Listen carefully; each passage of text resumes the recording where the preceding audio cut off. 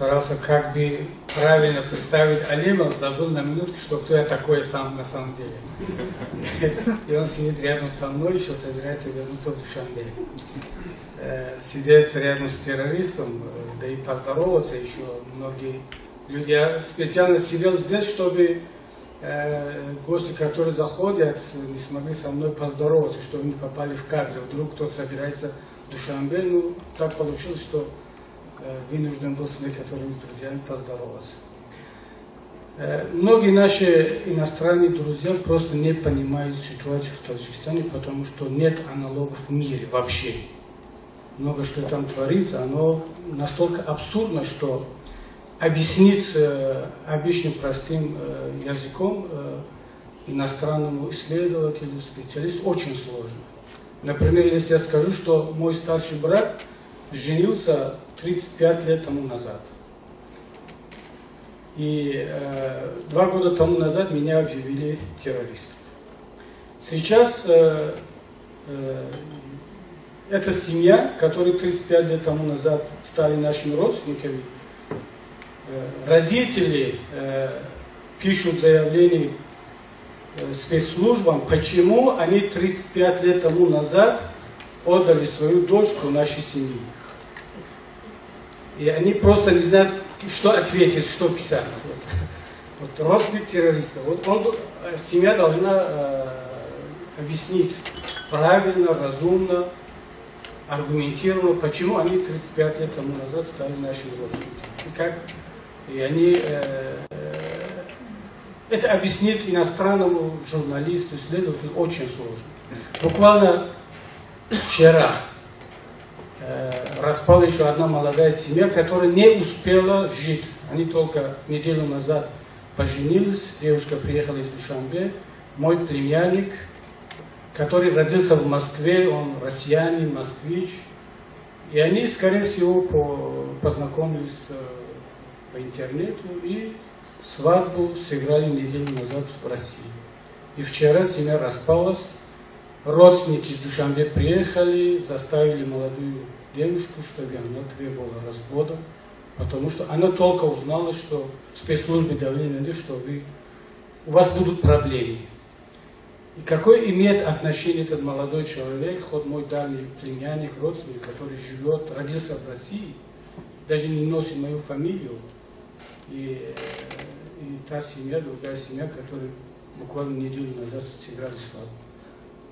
Семьи распадаются, люди не могут нормально жить только из-за того, что кому-то в Душанбе хочется навредить или угрожать, или показать свою силу нам, что мы способны преследовать вас не только внутри страны, но и повсюду. Я думаю, что надо уже обратить внимание на эти моменты, которые за этой политикой уже судьбы тысячи людей, то, что сказал сейчас Алим, привел несколько примеров, они одним человеком пером или указом, приказом, оно решается очень печальными способами. И действительно сейчас сложно объяснить.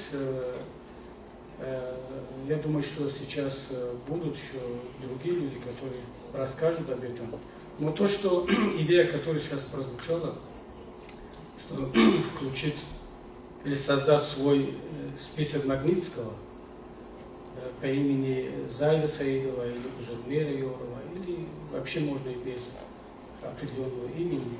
Сейчас, буквально вчера я получил информацию, что международная правозащитная организация Free Now, многие знают, которая фокусирует внимание именно на помощь политзаключенных, они подготовили петицию в комитет по правовой комитет ООН.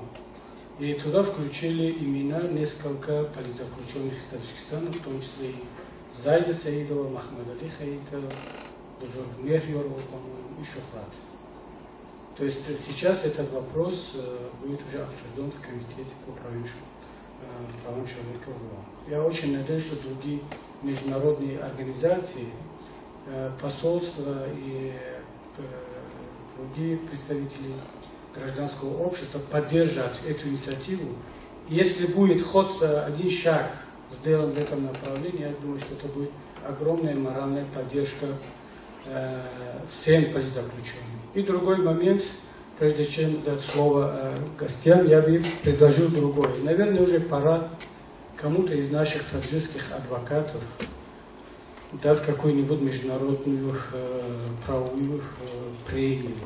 Например, ежегодно Европарламент и вообще европейские структуры дают премию, правозащитную премию многим правозащитникам, активистам.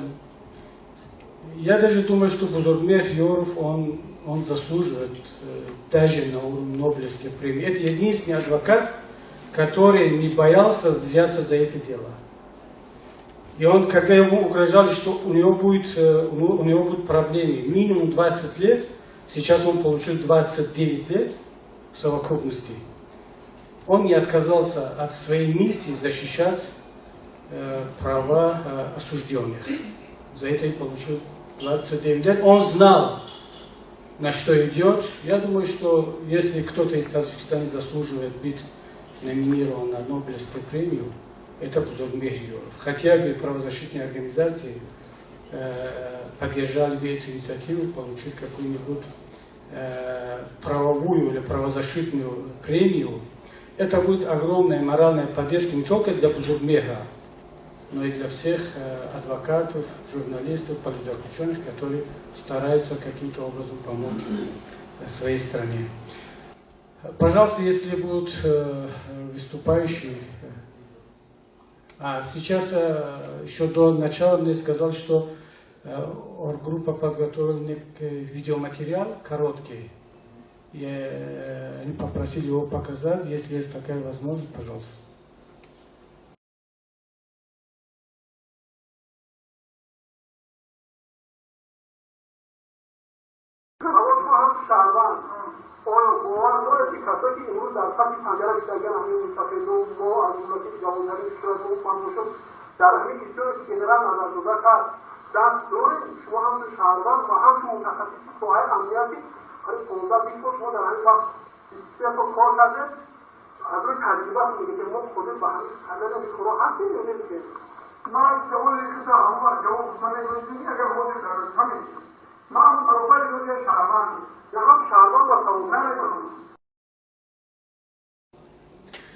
Тут я, если правильно понял, это часть разговора или беседы Абдухахора Даулата, главного редактора партийной газеты «Наджот», который сейчас он осужден, по-моему, на 25 лет или 28 даже. Его диалог с заместителем председателя комитета по госбезопасности Абдулазиз Джалов, если я правильно читал фамилию. И во время судебного заседания он спрашивает заместителя министра или председателя КГБ, который выступает как свидетель, что вы действительно думаете или считаете, что наша партия связана как-то с делом генерала Назарзода, с так называемым мятежом. Он отвечает, что я сейчас отвечаю как обычный гражданин, свидетель, как заместитель председателя КГБ, и отрицает, как гражданин, отрицает связь между партией и этим мятежом. То есть сейчас, я не знаю, что есть еще, какие материалы. У нас есть копия судебного решения около 100 страниц, который сейчас мы переводим на английский язык. Кстати, треть уже переведен на английский язык. Почему наложен гриф секретности на этот документ, на это решение? Потому что там, как сказал адвокат, все четко показано, что нет никаких доказательств. То есть решение принято чисто политически, без юридического обоснования, и поэтому никому не хотят показывать, никто не должен об этом знать. Кстати, когда мы опубликовали это решение, люди, которые...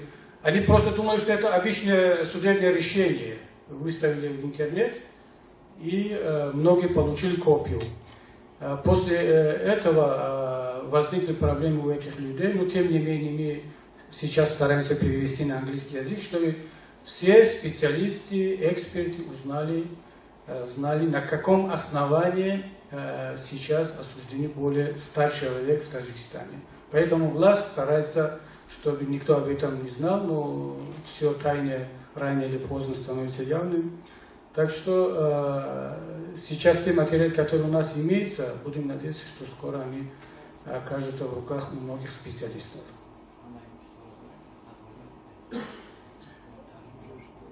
Мне сейчас подсказывают, что есть очень много материалов, которые, к сожалению, сейчас все они на таджикском языке.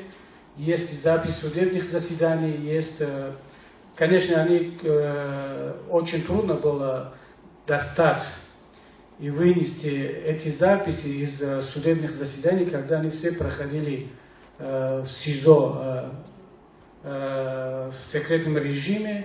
Люди, которые рисковали своей жизнью, тем не менее, я думаю, что эти поступки были героическими. И сейчас у нас есть эти материалы, и они будут переведены, и очень надеюсь, что специалисты скоро получат их.